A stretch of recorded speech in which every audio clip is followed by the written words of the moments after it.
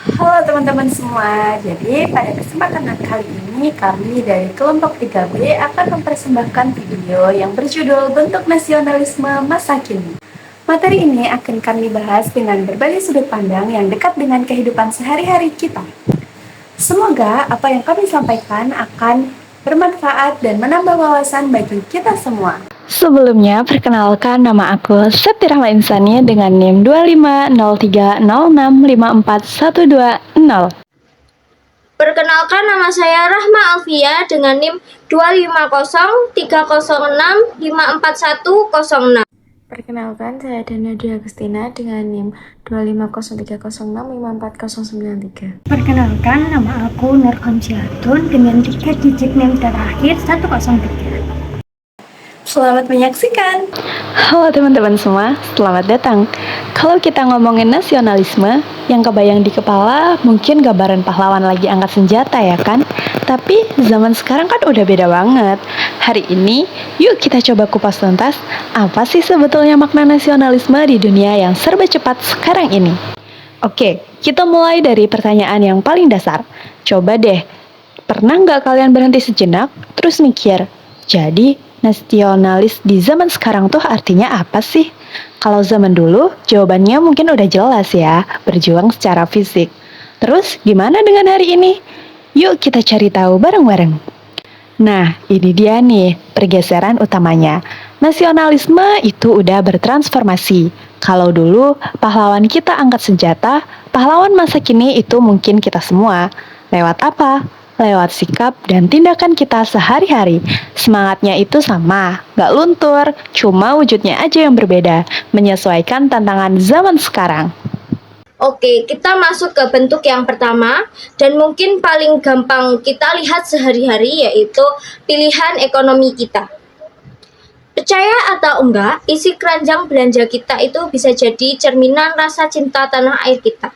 Nah, contoh paling nyata yaitu gerakan Bangga Buatan Indonesia yang digagas oleh Presiden Joko Widodo, dan gerakan ini tuh memiliki tujuan yang jelas banget, yaitu ngajak kita semua untuk cinta, beli dan pakai produk dalam negeri, terutama dari UMKM lokal. Terus emangnya apa sih dampaknya kalau kita memilih produk lokal? Efeknya tuh luar biasa besar banget. Jadi setiap kita belanja produk lokal, kita itu ikut memutar roda ekonomi, membuka lapangan pekerjaan baru, bahkan ikut melestarikan budaya lewat produk kerajinan. Dan jangan salah ya, kualitas produk sekarang itu keren-keren dan inovatif banget.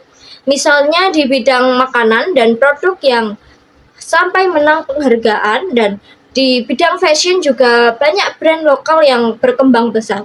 Ini tuh bukti kalau produk lokal kita itu juga punya daya saing yang luar biasa. Jadi setiap rupiah yang kita belanjakan ini itu adalah bentuk dukungan nyata untuk Indonesia. Selanjutnya dari keranjang belanja, sekarang kita pindah ke dunia yang gak kalah penting, yaitu dunia digital. Di zaman sekarang, jempol kita di media sosial bisa jadi senjata untuk menunjukkan rasa nasionalisme loh. Coba deh, rata-rata orang di Indonesia pasti menghabiskan lebih dari 3 jam setiap hari di media sosial, yang dimana artinya media sosial bukan cuma hiburan, tapi juga tempat terbentuknya opini dan semangat kebangsaan. Dari sini muncul istilah nasionalisme digital. Apa sih nasionalisme digital itu? Nasionalisme digital merupakan cara kita mengekspresikan cinta tanah air melalui platform online. Misalnya lewat kampanye tagar di Instagram atau Twitter atau bahkan di TikTok, dukungan gerakan sosial atau sekedar berbagi konten budaya Indonesia. Dampak dari hal-hal kecil yang kita lakukan itu juga besar banget loh. Kita bisa melihat bagaimana gerakan online bisa membantu korban bencana atau menyatukan masyarakat di saat krisis. Tapi di dunia maya itu kayak koin, punya 2 sisi. Setelah kita lihat bagus-bagusnya, kita juga harus waspada sama sisi gelapnya. Karena nasionalisme di ruang digital itu nggak selamanya membangun.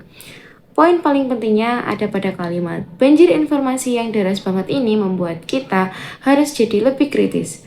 Kemampuan untuk memilih dan memilah mana informasi yang benar dan mana informasi yang salah itu menjadi benteng pertahanan utama kita di era digital ini. Ancamannya juga nyata banget, Yang pertama ada hoax dan ujaran kebencian yang cepat banget nyebarnya kayak api. Yang kedua ada fenomena echo chamber, di mana kita kayak dikurung dalam gelembung informasi kita sendiri yang bikin kita makin curiga sama yang beda. Dan yang ketiga, nasionalisme yang dangkal, cuma sekedar pasang status atau hashtag tanpa ada aksi nyata. Jadi kalau kita bedah, nasionalisme online ini ada dua muka. Di satu sisi ada nasionalisme yang konstruktif, yang fokusnya ke solidaritas dan bikin bangsa ini maju. Tapi di sisi lain ada juga nasionalisme yang agresif dan sempit yang ngebuat kita gampang banget berubah jadi benci sama orang asing dan nyerang siapapun yang dianggap nggak nasionalis. Oke, setelah kita lihat semuanya, sekarang pertanyaannya kita harus gimana? Nasionalisme masa kini itu tentang aksi nyata. Dan sebenarnya ada beberapa hal sederhana yang bisa kita lakukan mulai sekarang. Yang pertama, dukung produk lokal. Kedua, jadi netizen yang baik, lawan hoaks, dan sebarkan hal yang positif. Ketiga, hargai perbedaan karena disitulah kekuatan kita. Yang keempat, terus belajar agar bisa jadi generasi yang membanggakan Indonesia. Semua ini sejalan dengan nilai-nilai dalam Pancasila yang menekankan persatuan dan kesatuan bangsa. Jadi kesimpulannya, nasionalisme itu bukan sekedar slogan. Nasionalisme adalah tindakan nyata. Sekecil apapun yang kita lakukan, itu bisa membawa perubahan untuk Indonesia. Sebagai penutup, aku mau tanya ke kalian nih. Apa kontribusi yang sudah kamu lakukan untuk Indonesia hari ini? Terima kasih banyak.